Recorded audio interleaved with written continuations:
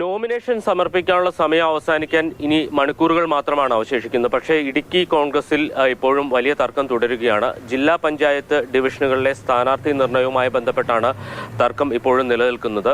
12 ഡിവിഷനുകളിലാണ് കോൺഗ്രസ് മത്സരിക്കുന്നത്. ഇതിൽ 7 സ്ഥാനാർത്ഥികളെ പ്രഖ്യാപിച്ചിട്ടുണ്ട്. പക്ഷേ 5 ഇപ്പോഴും അതിരൂക്ഷമായിട്ടുള്ള തർക്കമാണ് നിലനിൽക്കുന്നത്. കരിമണ്ണൂർ, അടിമാലി, പൈനാവ്, ഉപ്പുതറ, വെള്ളത്തൂവൽ എന്നീ ഡിവിഷനുകൾ സംബന്ധിച്ചാണ് തർക്കം. കരിമണ്ണൂരിൽ യൂത്ത് കോൺഗ്രസിന്റെ ജില്ലാ വൈസ് പ്രസിഡന്റ് ടോണി തോമസിന്റെ പേര് പരിഗണിച്ചിരുന്നു.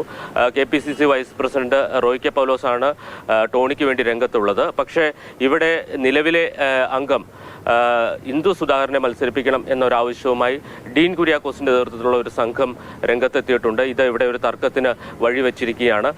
ജനറൽ സീറ്റിൽ വനിതകളെ മത്സരിപ്പിക്കുന്നതിനെതിരെ യൂത്ത് കോൺഗ്രസ് അടക്കം ഇവിടെ രംഗത്തെത്തിയിരിക്കുന്നു.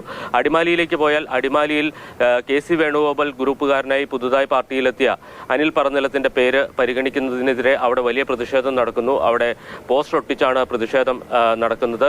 ഇന്ന് രാവിലെയാണ് പാർട്ടി ഓഫീസിന് മുന്നിൽ പോസ്റ്ററുകൾ പ്രത്യക്ഷപ്പെട്ടത്.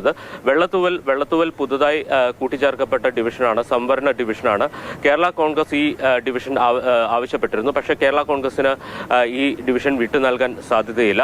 എങ്കിൽ പോലും കോൺഗ്രസിന് ഇവിടെ സമവായത്തിലൂടെ ഒരു സ്ഥാനാർത്ഥിയെ കണ്ടെത്താൻ ഇതുവരെ കഴിഞ്ഞിട്ടില്ല എന്നുള്ളതാണ് ഏറ്റവും വലിയ പ്രതിസന്ധി. ഉപ്പുതറയിലേക്ക് പോയാൽ യൂത്ത് കോൺഗ്രസിന്റെ ജില്ലാ പ്രസിഡന്റ് ഫ്രാൻസിസ് ദേവസ്യ ഈ സീറ്റ് ആവശ്യപ്പെട്ടിരുന്നു. പക്ഷേ അവിടെ കോൺഗ്രസിന്റെ മുതിർന്ന അംഗങ്ങൾ ഈ സീറ്റ് ആവശ്യപ്പെട്ടുകൊണ്ട് രംഗത്തുണ്ട് എന്നതുകൊണ്ട് തന്നെ അവിടെയും സമവായം ആയിട്ടില്ല എന്നുള്ളതാണ്. LDF ആകട്ടെ അവരുടെ സ്ഥാനാർത്ഥികളെ പ്രഖ്യാപിച്ച് പ്രചരണ രംഗത്തേക്ക് സജീവമായി ഇറങ്ങിക്കഴിഞ്ഞിരിക്കുന്നു. കോൺഗ്രസ് ഇപ്പോഴും ചർച്ചകൾ നടത്തിക്കൊണ്ടിരിക്കുകയാണ്. നേരത്തെ KPCCക്ക് ഈ 5 ഡിവിഷനുകളുടെ കാര്യത്തിൽ തീരുമാനമെടുക്കാൻ വിട്ടിരുന്നു. പക്ഷേ അവിടെയും തീരുമാനമായിട്ടില്ല എന്നുള്ളതാണ് മനസ്സിലാക്കുന്നത്. ഇപ്പോഴും ജില്ലയിൽ DCC യോഗം ചേർന്നുകൊണ്ടിരിക്കുകയാണ്, കോർ കമ്മിറ്റി യോഗം ചേർന്നുകൊണ്ടിരിക്കുകയാണ്. ഇന്ന് വൈകിട്ടോടെയെങ്കിലും തീരുമാനമുണ്ടാകും എന്നാണ് പ്രതീക്ഷിക്കുന്നത്. അങ്ങനെ തീരുമാനമുണ്ടായാൽ പോലും വിമത സ്ഥാനാർത്ഥികൾ രംഗത്ത് വരാനുള്ള സാധ്യത വളരെ കൂടുതലാണ്.